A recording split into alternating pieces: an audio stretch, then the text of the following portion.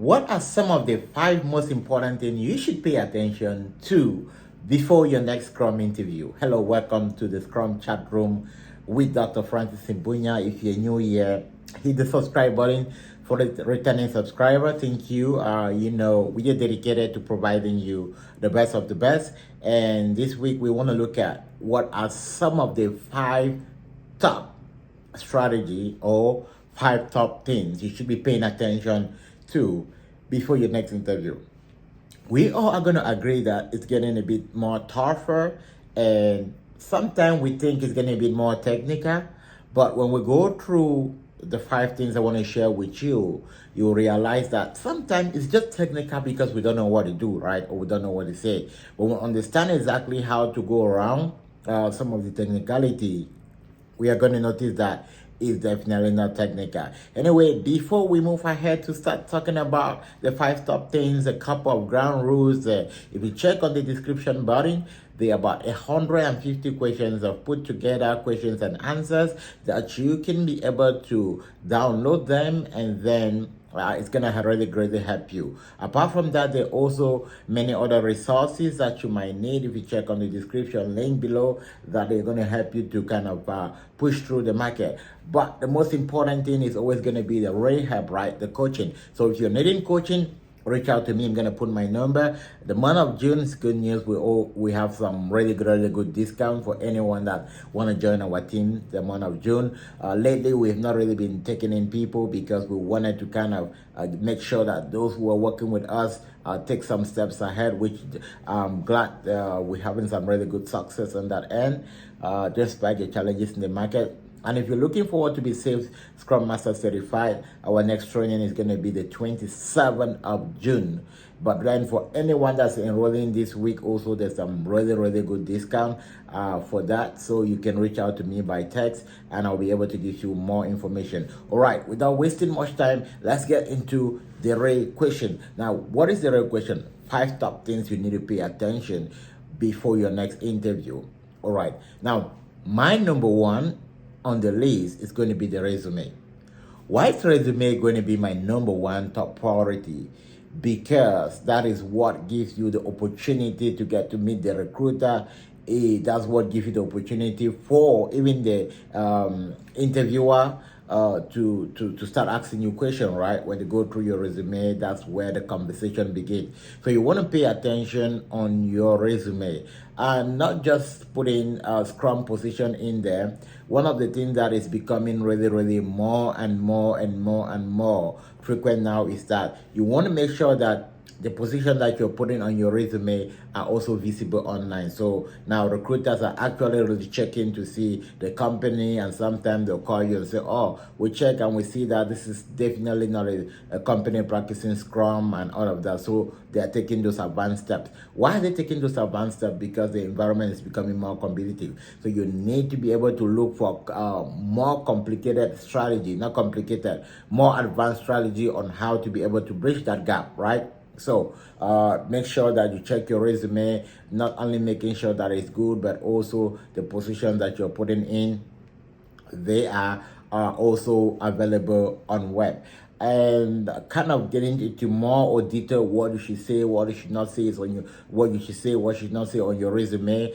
That's to be somehow more technical. If you need resume help, also we can also I think it's a template on the resume, which I'm also going to share a link. You can just download that template and you can use it to compare to see if what you have it's good to go right now. Number 2 on my list is going to be your LinkedIn profile. Sometimes we share out our invitation and we're not making sure that our LinkedIn profile are professional.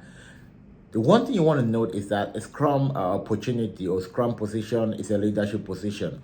So they don't only expect it to reflect on your resume, they expect it to reflect in the way you represent yourself in the social media, right? And the social media for professional is a LinkedIn. So most often when you get your resume, they go check on LinkedIn, you have a profile picture, is your LinkedIn consistent with what is on your resume and what is the presentation, and they also look for if you're active or not. a lot of some of the people in my team, most often they get a recruiter reach out from them from LinkedIn without them even applying. Now, if you stay active on LinkedIn, your profile is professional. If you can check my profile, you can be able to understand exactly what I mean. You automatically get people call you for interview. I don't send out application, but I get calls for interviews like, oh, we saw your profile, we wanted to find out if you're available for an opportunity. So you can invest on yourself, on your LinkedIn profile. Investing on yourself as a professional is about investing on your LinkedIn profile. Right, you can actually get a professional to go through, look at those stuff, optimize it. Not only optimizing it, the daily activities you do on your LinkedIn profile counts a lot, and that's also what's gonna kind of support you or kind of put you ahead of other in terms of maybe the company is about 3 people down in the interview and they want to make a choice. They start going a bit more deeper than just interviewing. They look at your profile, they look at how you present yourself, they look at what are some of the things you've been doing. So they actually go ahead and see all of that right now. The third thing on my list is one of the most important things. Can you guess which one is it?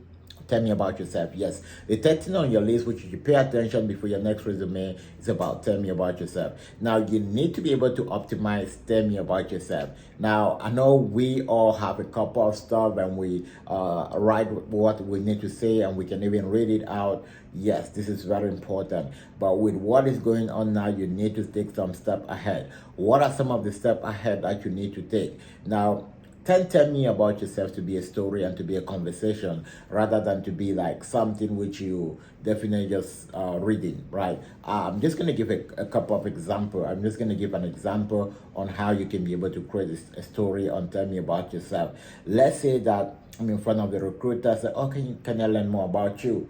So, oh yeah, thank you very much. Sometimes I've been confused to say what to talk about myself, but let me try and see if this is going to give you an idea of who I am. Now, you see the way I start.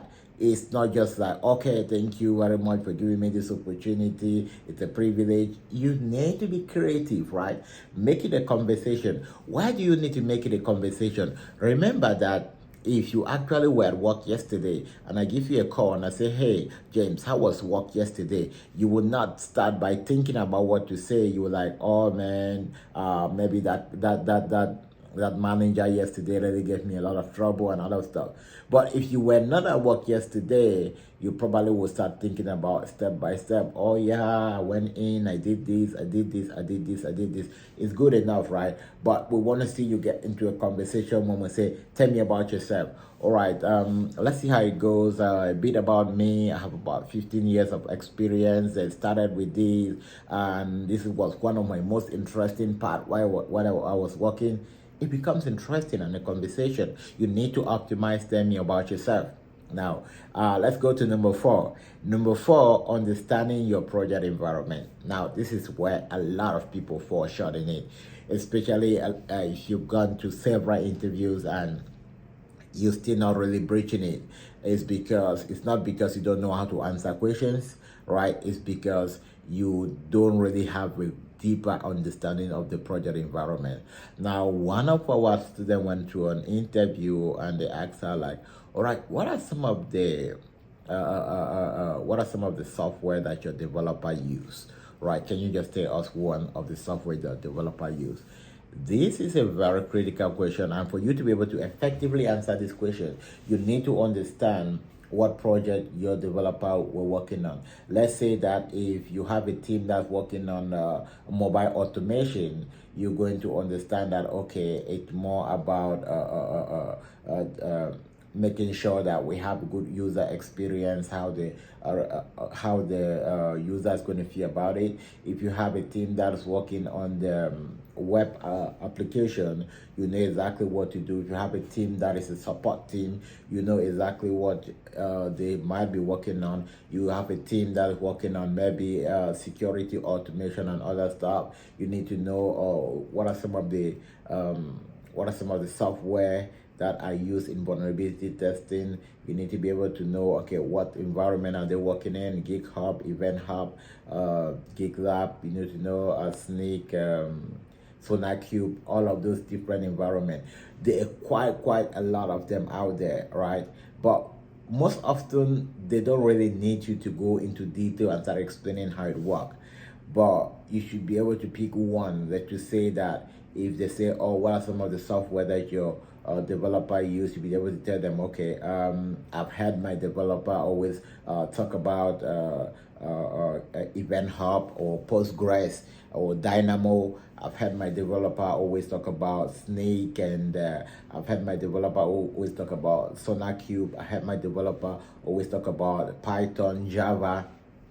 You need to kind of get into that level so that you can not just say, not just be on the superficial part of it, right? They don't expect you to explain what it means, right?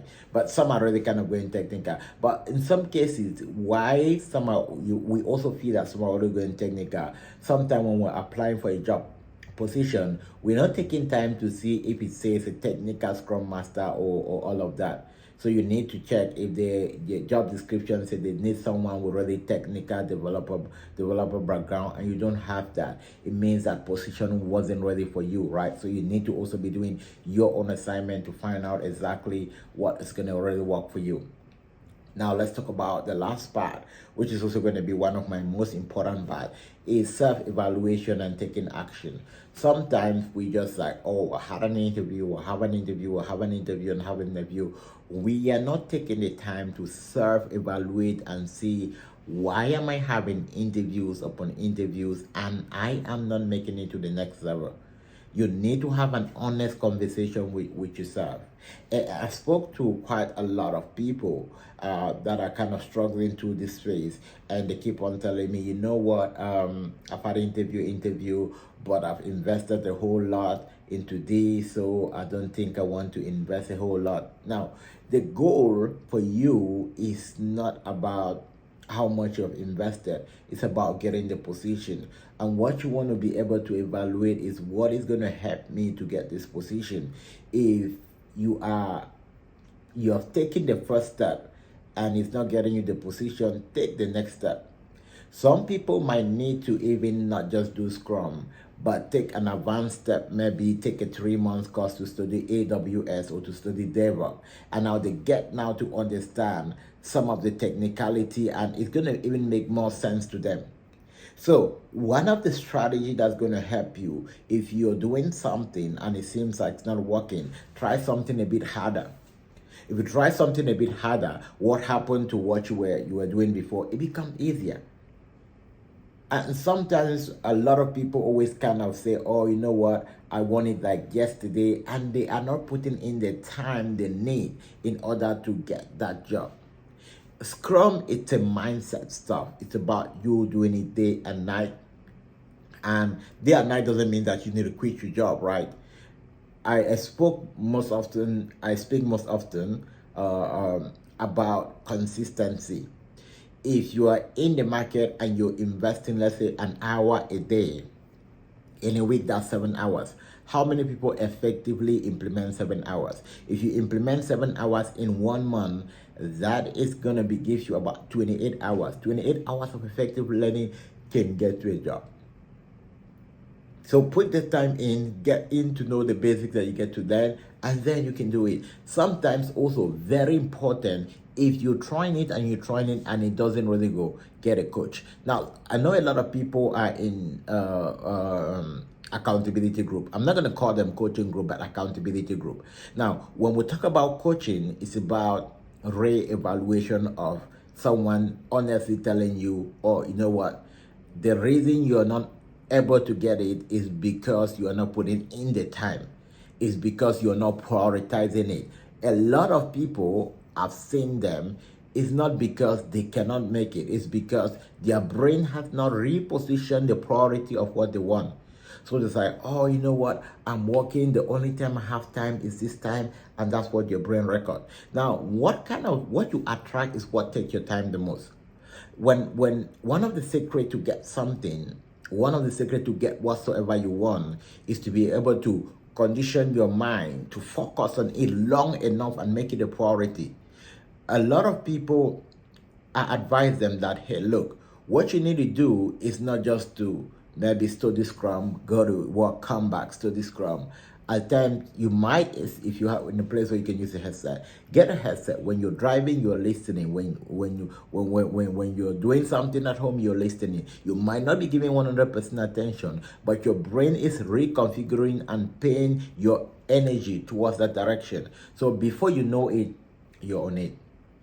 So it's all about flexibility. It's all about really knowing exactly what to do. It's all about being in a group where they're kind of encouraging you. And if that is you, you want to be part of our coaching community. If you don't yet even have a Scrum Master certification and you want to start from scratch, we can guide you. But then my coaching style is not to do it for you. It's not to tell you what to say or what not to say.